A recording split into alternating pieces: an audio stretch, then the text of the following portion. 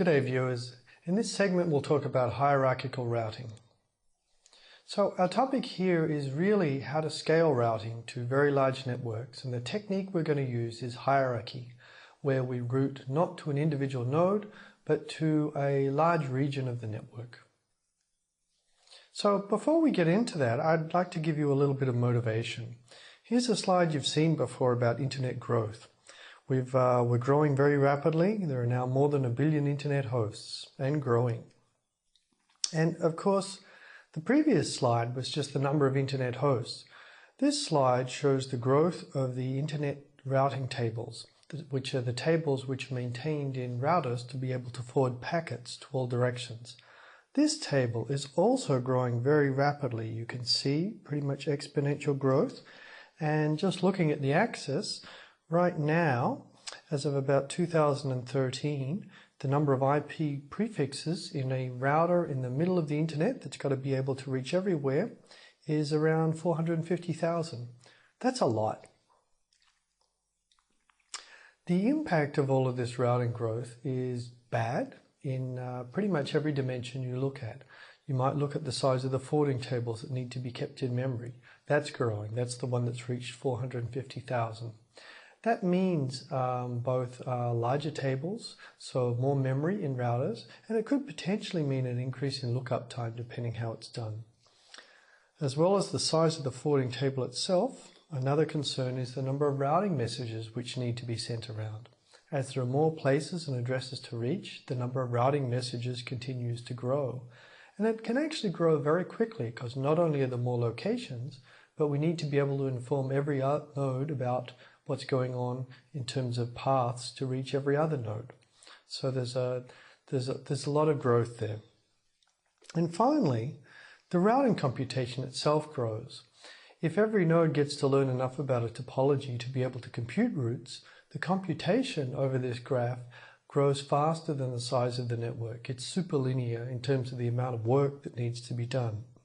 So this is all bad. Routing growth is going to stress the network. We would like to come up with techniques to scale routing so that it can more gracefully handle a large network. What are those techniques? Well, I'm glad you asked because I've written them down here. In fact, we've seen some of them. The first technique here is the use of IP prefixes, where we don't have an entry in the table for every individual host. Rather, we have an entry for a block of hosts called an IP prefix. We've seen how IP prefixes work. In this segment, we're going to talk about network hierarchy, which is the routing to the different regions of the network. And then, in a future segment, we'll talk about IP prefix aggregation, which essentially are more games you can play to join or split prefixes that use hierarchy in different ways. We'll see that later. So let's look at hierarchical routing. That's our focus here in a little more detail and find out what it actually is. So the overall goal here is to introduce some kind of larger routing unit and be able to structure tables so that they send packets towards that unit. We've already seen that we now have IP prefixes, which are groups of hosts. That's a larger routing unit from an individual host. That's great. We want to build on that. And we'll build on that by introducing the notion of a region of the network. This might be a complete ISP network, for instance, but I'll just call it a region for now.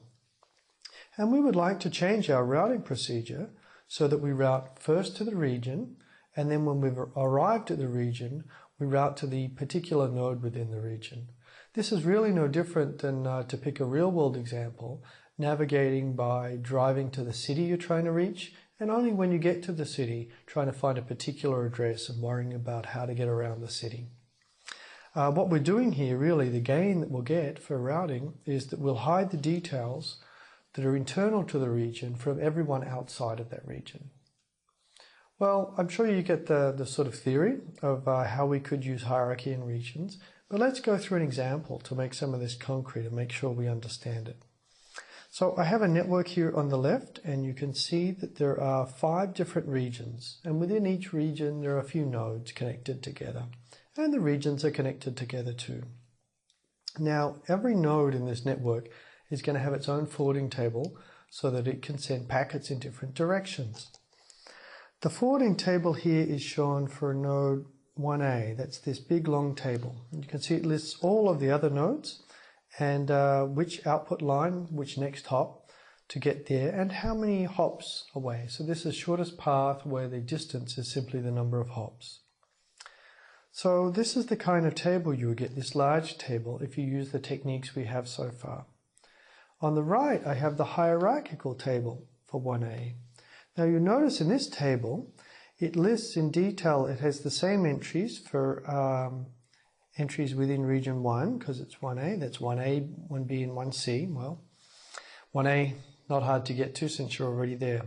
However, the other entries have been collapsed. If you look at the full table, it had 4 entries for network for region 2. That's collapsed into a single entry. We don't care about differences here. We just want to know which way to go to get to region 2. Similarly, region 3 has been collapsed into a single entry, and region 4 and region 5. Oops, my arrows are a little off there, but you get the idea. Okay, so we now have a much smaller table. We can also use it to route. Let's just see, here we have a packet that's trying to go from 1A to 5C, and I've colored in those nodes just so you can see them on the graph. At 1A, we can look up the decision for 5C. Now, since this is a hierarchical table, there's no entry for 5C in particular, there's just a blanket entry for 5. It's this last one. It says, to get to region 5, go via 1C, and it's going to be 4 hops, so we'll go here.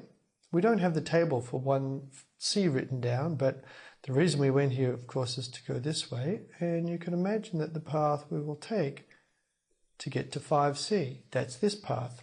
Let me just clean up this figure. Okay, so you can see the path we took to get from 1A to 5C, and we could perform the same exercise for different paths through this network. But I chose this path for a reason. And that's to illustrate the penalty that we can pay sometimes when we use hierarchical routing. For most of the paths we're using hierarchical routing, their distance that we take in hops when we follow them is the same, even if we didn't use hierarchical routing, and we've just got a smaller table. But for some paths, we can actually end up taking slightly longer paths than the shortest possible path. That's the example here. Now you can see in the full entry, the full table, from 1A, if I want to go to 5C, it's this entry here, it says I can get there in 5 hops going via 1B. And you can see I've put in blue on the diagram the path we would have taken to get there. And you can count it and you can see that it's 5 hops. However, in the hierarchical routing version, the best route to get to region 5 is simply given here as 1C, and that took us along the other path. That's because we've forgotten about all of the detail inside region 5 and we simply wanted to get into region 5 as quickly as possible. So that's the penalty we might pay sometimes. And just to close on this, I'll make a couple of observations about hierarchical routing just to reinforce the concept. So the main concept here is that outside a region, every node has a route to all hosts within that region. We're hiding what's inside that region. We don't worry about it when we're far away. This is what gives us the savings in table size. They can be substantial. It's also a savings in terms of messages and computation. We also get benefits there, even though we didn't look at them in detail. One thing I want to point out, though, because it's sometimes a source of confusion, is this doesn't mean that all nodes inside a region need to take the same path towards another region. They typically don't. Every node has a path to a region for all destinations in that region, but every node could take a different path to reach the same region. And the reason for this is that routing decisions are still being made individually by nodes. It's just we're looking at the routing decision to reach an entire region. There's no notion of taking a single decision that everyone within a region has to follow to get somewhere else. Okay, now you know about hierarchical routing.